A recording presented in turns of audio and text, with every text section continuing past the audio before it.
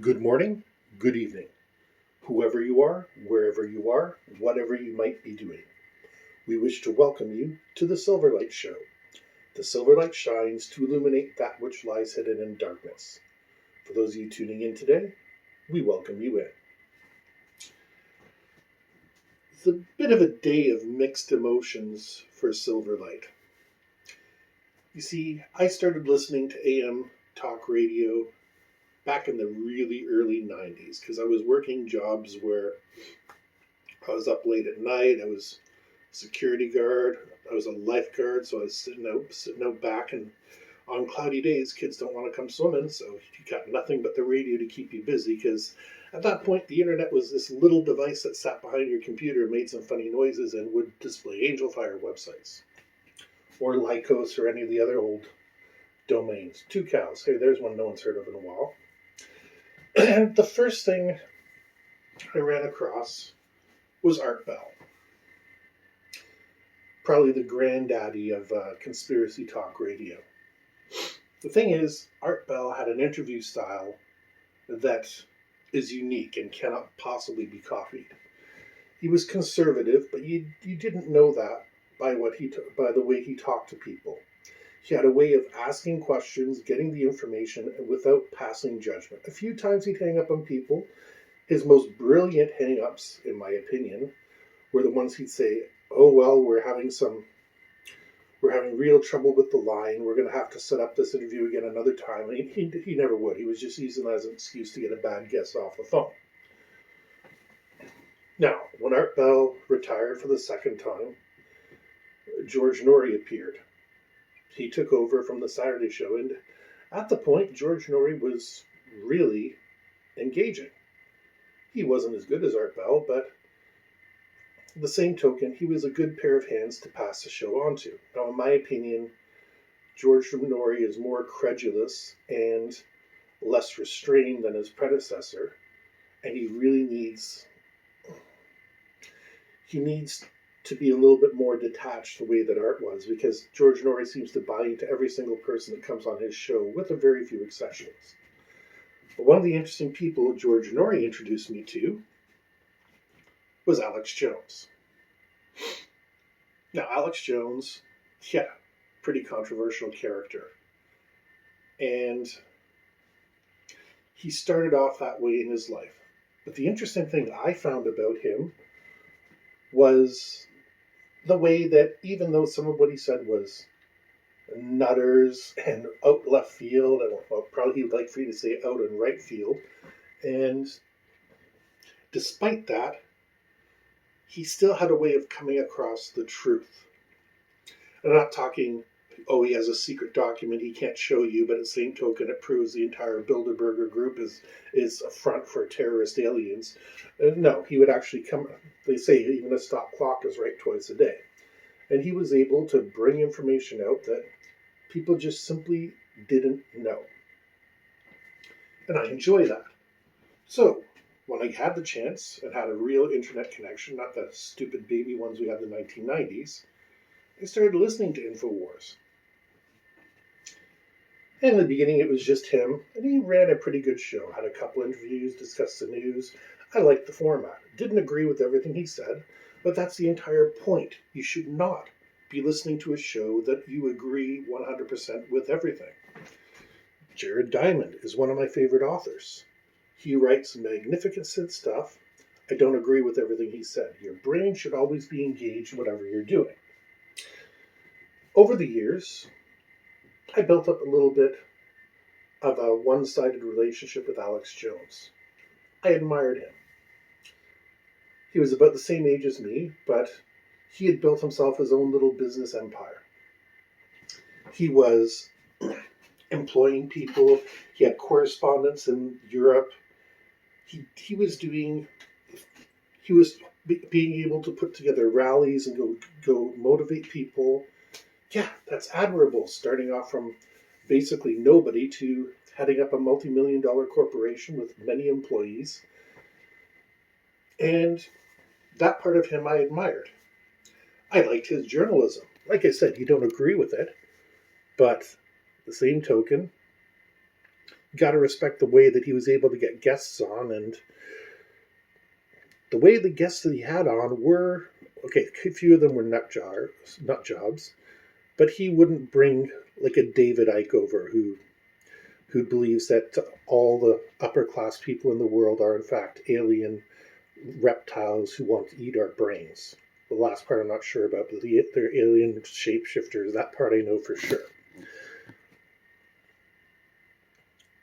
Alex Jones built a really good life for himself. Now, the interesting thing that Alex Jones used to do, he used to hold these 24-hour broadcasts. It was some sort of I think it was a money bomb. That's what he used to do. And he personally would go from, I think it was 12 o'clock noon to 12 o'clock noon, straight. 24 hours of just him in that studio, holding the reins, steering the discussion, interviewing guests, fueled by what I assumed caffeine, and I don't know anything else about Alex Jones' personal life, but yeah, it was impressive. But there was an interesting thing I noticed, because I would usually try to take the day off or have the day off so I could listen to him the whole way through. I would always let myself fall asleep if I needed to, but I always remember I was waiting for that point. There would be somewhere between 2 a.m. and 6 a.m. where his mind would really start to go. You know the thing about him talking about them putting chemicals in the water to turn the frogs gay? Yeah. Those 2 to 6 a.m. parts of the broadcast, there were a lot funnier things than that in those. But you knew it was a guy working on no sleep, trying to keep a show entertained and try to keep it moving forward. It was okay. He's a conspiracy guy. But then in 2012, he made a very, very, very tragic mistake. That was when the Sandy Hook shootings happened, the school shootings happened.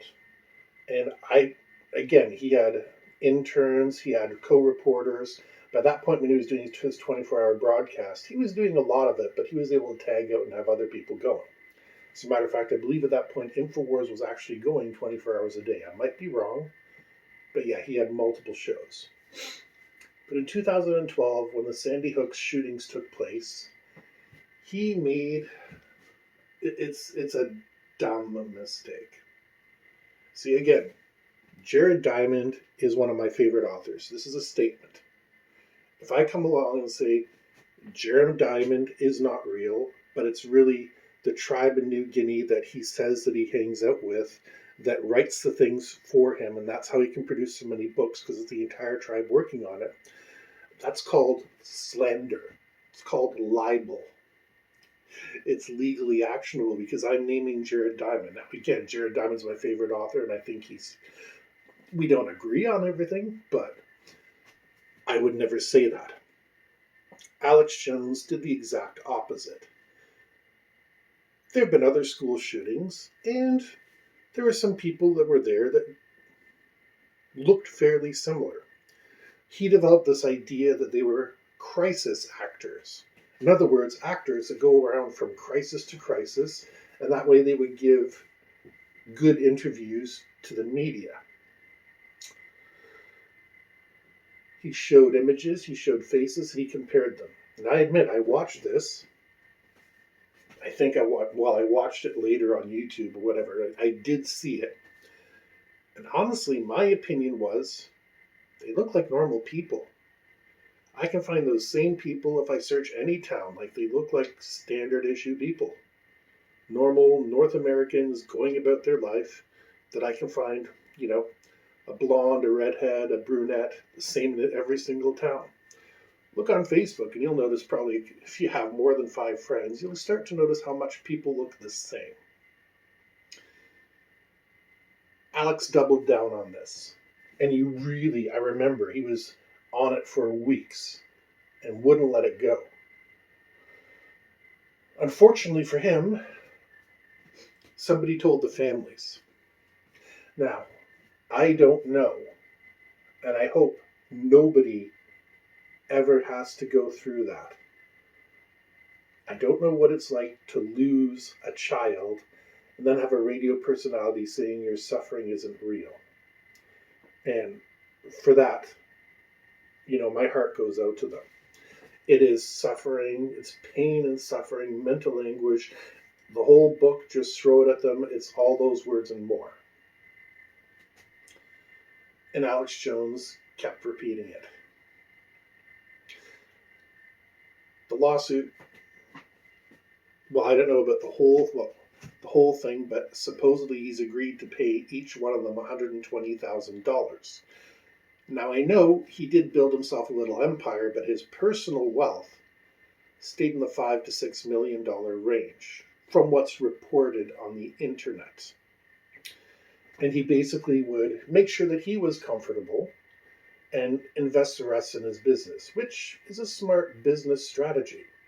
But now that he personally has to come up with all this money, and also since he's the boss and he tells his reporters to run with the story, it has to come out of his business funds. Now, keep in mind, Alex Jones presently has a relatively lucrative business selling his health products. I went on the InfoWars site today, and yeah, it hits you with all the same pop-ups and advertisements about super male vitality that's supposed to restore your vitality. And you know what they mean by vitality. They just don't say it because that's not allowed on radio or on YouTube. And it would be a claim against them. But they're still trying to run like nothing is happening. They haven't mentioned anything, but I've seen the reports on a couple news sites. And it's sad. I honestly think what broke him was in 2015, his wife divorced him. Because I noticed a marked shift in his outlook and his presentation on his show about that time. He stopped being the interesting, kooky conspiracy guy and started becoming another political talk show. Now, I did listen to the interview between Alex Jones and Donald Trump before Donald Trump became president. And as much as I dislike the 45th president, I have to admit it was worth listening to because Alex Jones was a good interviewer. But when I was listening more and more, I started to hear more of that 3 a.m., 4 a.m. Alex Jones voice instead of the man who's in control. More stuff about gay frogs and less stuff about we caught Monsanto with whatever the hell Monsanto is doing today, even though they've been bought out and they're owned by Bayer now. I might have that relationship wrong. I think it's Bayer. I stand to be corrected. Let me know in the comments. But that's the problem at the present time. He went down a dark road, and it's cost him his life, his wife, and I'm going to say it's cost him his soul. We miss that old Alex Jones. The one who would come on and say he had a report from the senators, and he didn't usually get involved in UFO stuff. He generally tried to keep his conspiracies real world. About how Clinton had a secret force of submarines that was going to take him and his wife with millions and billions of gold from the treasury and stuff like that. That was the Alex Jones that everybody loved. Because he was a nut. But he actually had evidence, as shaky as it was, and he could spin a good yarn.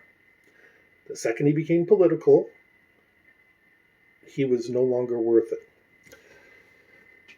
The whole crisis actor thing, I can understand where he's coming from, but that just showed he was fishing at the wrong end for a story.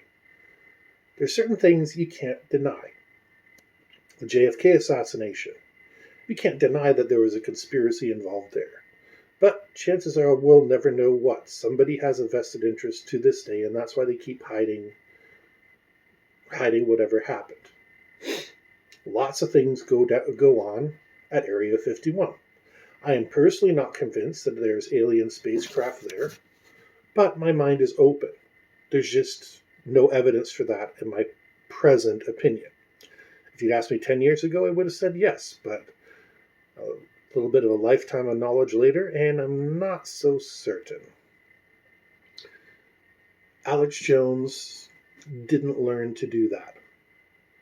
He learned to switch to politics because at the time, it was a big deal.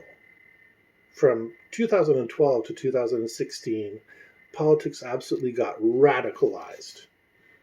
And he made a business decision. Stop doing loony conspiracy stuff and start doing hard political stuff.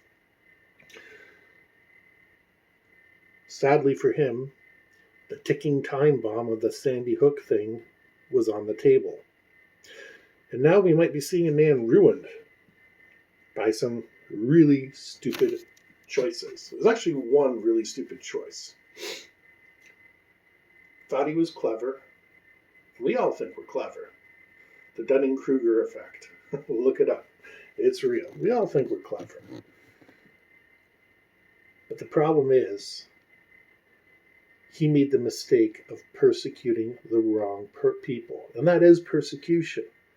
I'm speaking to you from my little channel with its very modest amount of viewers. And I have to add disclaimers that Jared Diamond is one of my favorite authors, just so I can use him as an example to make sure that I'm not being hit with libel or slander. And I would hate to be in that position. But when you're putting graphics up and you're comparing people and saying they're the same person, yeah, that is unforgivable. I really hope somehow he's able to turn his life around. I've heard a lot of rumors about him, including some of his former interns, and they're of a man who is suffering. Now, every business owner suffers. When you're establishing something new that hasn't been done before, it's suffering. You have to sacrifice, you have to do everything possible, and hope that one day it's going to fly on its own, but it's probably always going to need your care. Look at what Gordon Ramsay does. He goes in and fixes restaurants and hotels and whatever the heck else he does. But always it's, if I'm doing all this, but the owners don't buy in, then it's all going to fall apart. And he walks away just hoping they remember the changes that he implemented. Alex Jones needs to remember that at the present time. He took a bad turn in 2012. Now, it is something he can come back from. It'll take a major PR campaign. It'll probably take him the rest of his life. But if he doesn't change and somehow repair his relationships with YouTube, with Twitter, with these major companies, that life is going to be very difficult for him. Remember, if you want to swim with the big fish, you got to jump into the big pond. That's why I'm on YouTube. There's a lot of other streaming services that I could be in, but nobody listens to them because you ask anybody, who do they go with? And they all say YouTube. So you kind of got to be able to access the bigger audience. Alex Jones was able to do that at one point, but he lost that ability. He's literally paying for it now. And I don't know how many people are suing him directly, if it's a class action suit, whatever it is, but it's going to wind up costing him millions. But anyways, AM Talk Radio, it's really interesting if you want to challenge your beliefs and your viewpoints. Just remember, the person who they portray on their show is not necessarily who they are. Fortunately, you can always trust in Silverlight because I ain't on AM radio anymore. We wish to thank you for joining us for the Silverlight Show today. If you enjoyed the show, please like, share, and subscribe. It really helps the channel out if you buy a book, so please scroll down to the comments, and I'm just trying to figure out whether I can even use his name in the description. That's funny. But no matter what, we hope you have a fantastic day.